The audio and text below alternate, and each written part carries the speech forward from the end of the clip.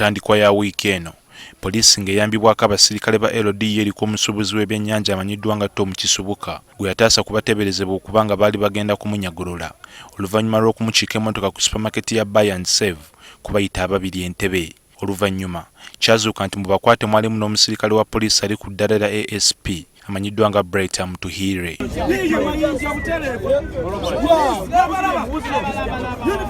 Does it have any name?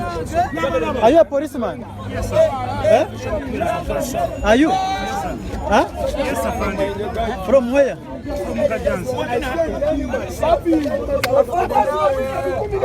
Okusinziira ku poliisi kiteeberezebwa nti omusuubuzi Tom Kisubika yali yeenyigira mu kuvuba ebyennyanja ebito nga guno omusirikale Bright Amutuhiire yagulaba ng'omukisa gw'okumuggyamu ensimbi mu kifo ky'okumuteekamu nkomyo.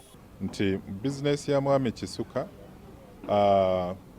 ebadde tetengeredde bulungi naye nga kino omusirikale waffe tekimuwa bbeetu kugenda mu maaso nagezaako kozesa ebitulituli ebyo ebiri mu by'obusuubuzi ate n'okukozesa yunifoomu ye mu ngeri emenya amateeka.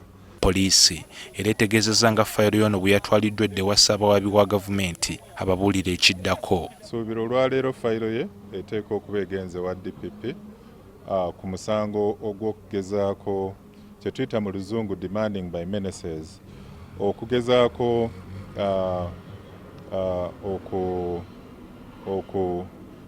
okufuna ssente mu ngeri emenya amateeka.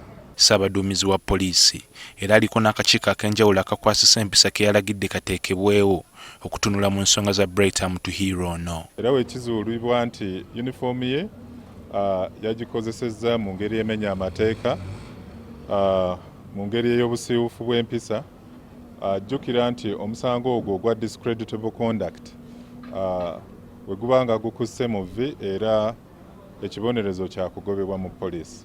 John Cliff Wamala, NTV Akawungeezi.